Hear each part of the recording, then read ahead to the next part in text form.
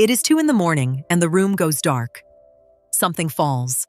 You can hear it, but cannot see what landed near the bed. Your glasses are across the room. The flashlight has been moved.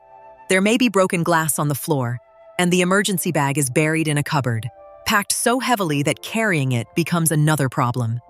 Many households begin disaster preparation by asking what they should buy. Japanese public preparedness guidance suggests a more useful question. If something happened tonight, could you reach what you prepared, understand it, carry it, and decide what to do next? This is not a list of secret Japanese products, and these are not habits followed by every home in Japan. They are 9 practical ideas drawn from Japanese preparedness guidance, designed to turn a pile of supplies into a route you can actually use under stress. Emergency preparation should begin where you are likely to be when the lights go out. Japanese fire and disaster guidance recommends keeping foot protection and a flashlight near the bed. The important part is not filling the bedside table. It is making the first few items reachable without searching in the dark. Keep your glasses in one fixed container. Put a flashlight in the same place every night. Keep suitable footwear within reach, facing the direction you would put it on.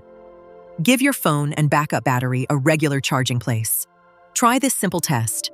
Close your eyes and sit on the edge of the bed. Can you reach light, glasses, and foot protection without standing up? If not, your emergency route has not really begun. A household may own a fully packed emergency bag and still have a tall cabinet aimed directly at the bed. During an earthquake, the first obstacle may not be missing equipment. It may be falling furniture, scattered glass, or a doorway blocked by something that moved. Look at the bed, the places where people sit, and every exit.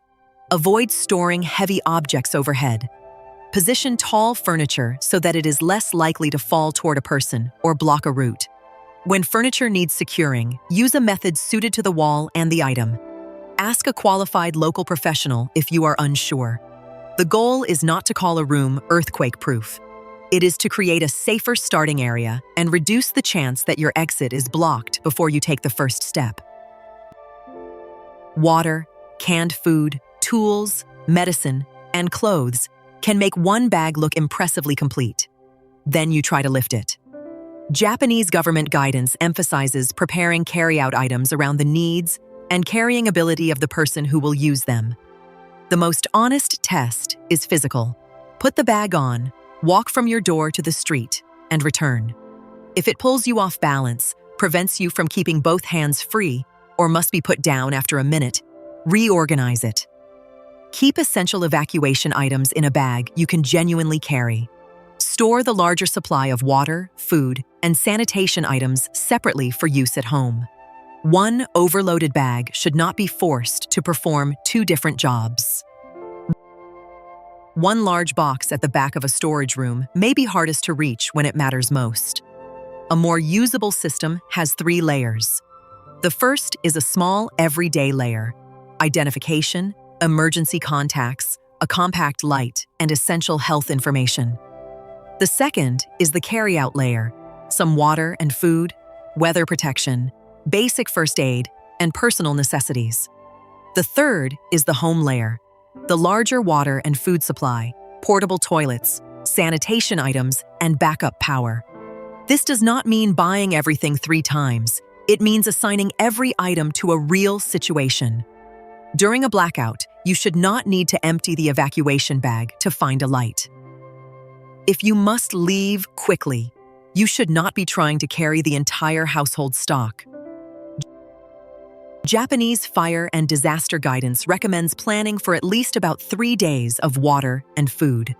A Japanese government preparedness example uses about 3 liters of drinking water and 3 meals per person per day. Local guidance may call for a longer period, so check the advice for your area and the hazards you face. Quantity is only the beginning. Food is not useful if nobody can open it, if it requires more water and fuel than you have, or if a member of the household cannot safely eat it. Allergies, swallowing difficulties, diabetes, kidney disease, and other medical needs can change what belongs in the cupboard. Japanese guidance often recommends rolling stock. Buy a little more of the shelf-stable food you already use. Eat the older items first, then replace them. This keeps the supply familiar, usable, and regularly checked instead of creating a dusty collection of emergency meals that nobody has tried. Water and snack bars are easy to remember. The toilet is easier to ignore. After water or sewer service is disrupted, a toilet may still look normal even when it should not be used in the normal way. Japanese public guidance includes portable toilet bags, sealing bags, toilet paper, wet wipes, sanitation supplies, and safe lighting. One current Japanese planning example calculates 5 or 6 toilet uses per person per day for 7 days. That is an example, not a universal prescription. The important idea is to calculate by people and likely uses, rather than buying one small packet and assuming the problem is solved. Check local instructions about toilets and damaged sewer systems. Store supplies near the place they will be used, and make sure everyone in the household knows how to set them up, seal them, and follow local disposal guidance. A neatly filled pill box does not tell a helper what the medicine is. Japanese government guidance recommends keeping regular medication information and an updated medication record.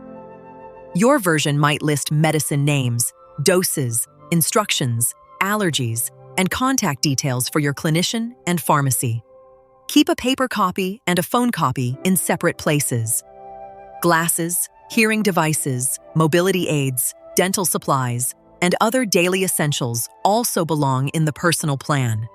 If a device depends on electricity, consider backup power and learn what local emergency support may be available. Medication supply and storage should follow advice from a clinician or pharmacist. Do not change a dose or collect unsuitable medicine simply because it is being placed on an emergency list. A flashlight has one serious weakness. It cannot help while you are still looking for it. Place light where actions happen. Keep one beside the bed, another with the carry-out bag, and a safe battery light near the toilet. Check the batteries regularly and choose controls that do not require delicate searching in darkness. Electrical equipment can also contribute to fires after an earthquake or when power returns. Japanese fire authorities promote earthquake-sensitive breakers that cut electricity after sufficiently strong shaking. Whether one suits your home and how it should be installed are questions for a qualified local professional.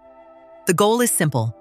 If normal power disappears, you should still be able to see the floor, locate the exit, and avoid adding unnecessary electrical risk.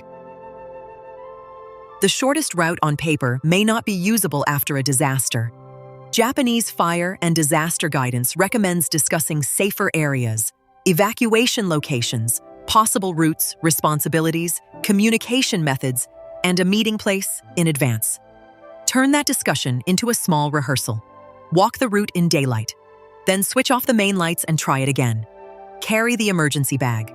Check that the door opens, the keys are reachable, and stairs or exits are not being used for storage. If you may need help with carrying, movement, hearing, vision, medication, or communication, do not leave that need only on a written list. Speak with family, neighbors, building management, or appropriate local support services. Decide who should know and how you will make contact. Official warnings and current conditions always take priority. The purpose of rehearsal is not to memorize one perfect route. It is to notice weak points and know where to turn if the first plan fails. These 9 preparations seem to be about shoes, furniture, water, toilets, medicine, and light. They are really answering one question. Can a real person use what the household prepared in the actual rooms where an emergency may happen? You do not need to buy anything tonight. Turn off the main light. Sit beside the bed. Find your glasses, light, and foot protection.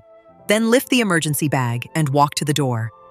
The first place where you get stuck is the first thing worth improving this week.